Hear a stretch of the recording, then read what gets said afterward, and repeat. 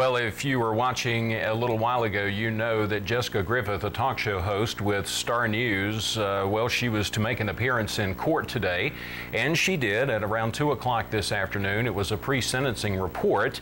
We understand that that case has been completely disposed of right now, and Star News' own Charles Rourke was in the courtroom in Danville to bring us all the details, including some interviews. And Charles, I did see some of this a little while ago when you broke the news that Jessica had been sentenced in this case. It, I think, had gone from a felony to a misdemeanor count, and well, there was quite a bit of action in that courtroom today. I must say so myself. A lot of drama going on. Just obviously, Griffith probably got the best she could hope for on a day like today, and of course, the judge will understand that this is one of his last few court days. So he pretty much reflected on that, that he'd seen a lot of the laws and so forth from Richmond, and he felt like that in this case that she just didn't deserve a felony, and he kind of weighed it back and forth, and the prosecutor tried to keep arguing for the felony, but the judge just wasn't going to go for it. He did look at Jessica Griffith's driving record and said that she needed some improvement there. But we did have a chance to talk to Bill Stanley and Jessica Griffith as they left the courtroom. The charges at the end of the day and what they pled to and what the judge sentenced her to were petty larceny, which is a misdemeanor, and she was facing felony charges. Billy, tell me, obviously good results today in court. We're happy with the result today. We're certainly happy with the judge's ruling. When you took all the facts and circumstances in totality, what you saw here was not a felonious act. And in consideration of who Jessica Griffith is, the good person that she is, her good nature, and also her intentions were not of a criminal nature when we started out. It just got out of hand. So I think the ruling today in reducing this, our plea of a felony to a misdemeanor, and the imposition of the sentence that the court did was a fair and just one. And I think it's a lesson learned for everybody, and I think Jessica will do everything she can to make sure that this community can trust her and believe in her, just as they did before. Now, you asked the judge for a little bit more today. I mean, that was your main message. You were asking for a little bit more because you thought this case was a little bit different than the others? That's correct. That's correct. And a lot of times, we don't have the privilege of representing people as good as Jessica Griffith is. And so in these type of circumstances, when you're talking about not only just the facts, but who the person is, that, no matter what we do in the legislature, cookie cutter determinations really don't take into consideration who the person is that's before the court. So in those circumstances, it was pretty clear when we looked at everything, not only just the facts of the case, but who Jessica was, that I was in a position where I could ask the judge for just a little bit more. And I'm gracious, I'm grateful that he gave me what I asked for. And this was his last decision in his career, right? I guess so. He's retiring at the end of the year. He's been a great judge for all of us, first in the juvenile court in Franklin County, where I first encountered him, and here in Danville. So we'll miss him. I wish he wasn't retiring, but he has to do what he feels is right for himself. But I could sense that he really weighed on this decision probably more than he did some other cases because it was his last decision, right? I think so. I think you saw a very deliberate court. I think he took in consideration everything that we put before him, especially when you had one of the alleged victims come in and say, I don't want Jessica Griffith convicted of this felony. Don't you think it had a major play in the court today? Absolutely. I thought Mr. Harris's testimony was compelling, and I thought it was very helpful. And in the long run, everybody in that courtroom, ultimately, and I even think the Commonwealth attorney understood the factual circumstances. We weren't in the mindset that we wanted to have her convicted of a felony, because a felony conviction carries with it a stigma that lasts forever. Mm-hmm. It's a tattoo that you can't get off with laser surgery, as I said in that courtroom. So you really want the community to know that Jessica was not found guilty of a felony, it was a misdemeanor, and tell me a little bit about that. Absolutely. Today, she was found guilty of a misdemeanor petty larceny. Full restitution was made by Jessica on her own, and so she was not given any jail sentence. Everything was suspended.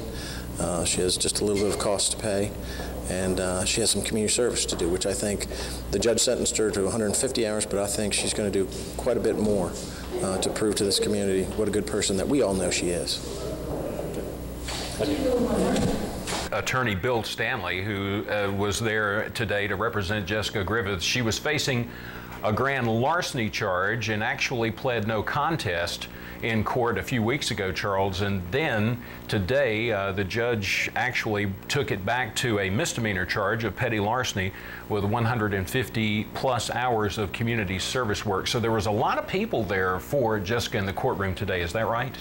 There was a lot of folks in the courtroom, and not all in favor, but the majority of the people there were there to testify in her favor. But Lady D, and that's the only name we have. We do not have her real name, Mark, but Lady D was there. And a lot of people believe that Lady D was the one who pressed the charges. She said she wasn't. I did have a chance to speak with her in the courtroom, and she was pretty animated. Shame. Lady D love her. It's going to stay the same. Did you report her, though? You didn't? I don't get down like that. I'm not a snitch. I don't get down like that. That's bad. You don't turn nobody in. Mm-hmm. I don't want to see nobody go to jail. People out there know I be hollering, get them out, help them in the name of Jesus. That's what I told. I praise. That's what I do.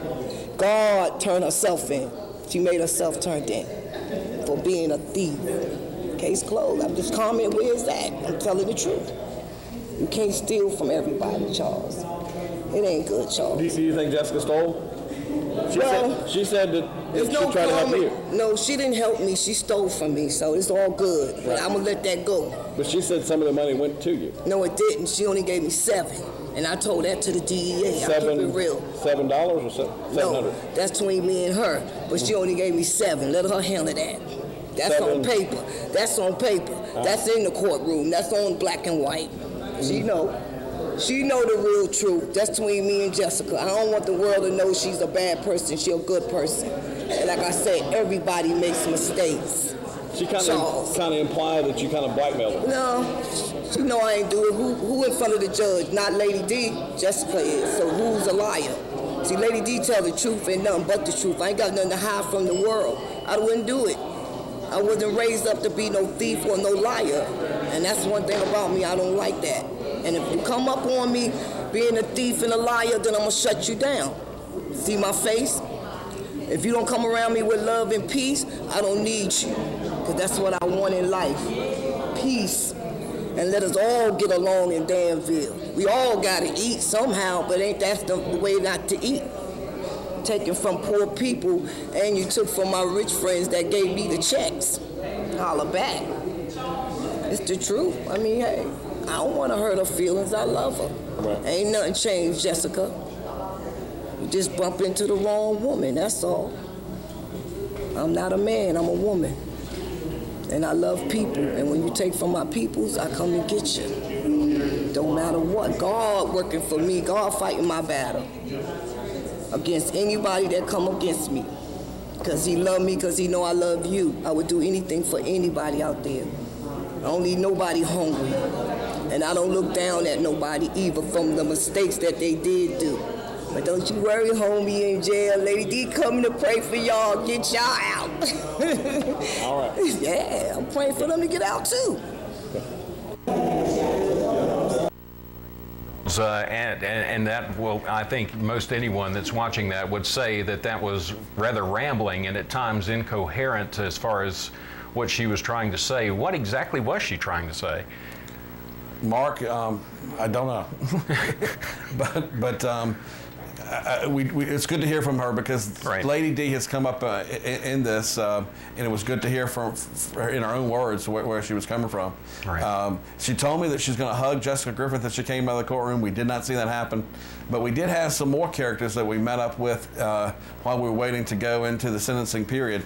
We did have a chance to meet with Correctional Officer Ann Watson, who was taking over the courtroom. Of course, Jessica Griffith was not really happy that I was getting an interview with Lady D. Mm-hmm. And she said that she wasn't going to speak to me anymore that day. And then Correctional Officer Ann Watson then proceeded, she said, to stop harassing Miss Griffith. And she was acting like that she was protecting that courtroom. Actually, she wasn't. She was there to testify in Griffith's favor.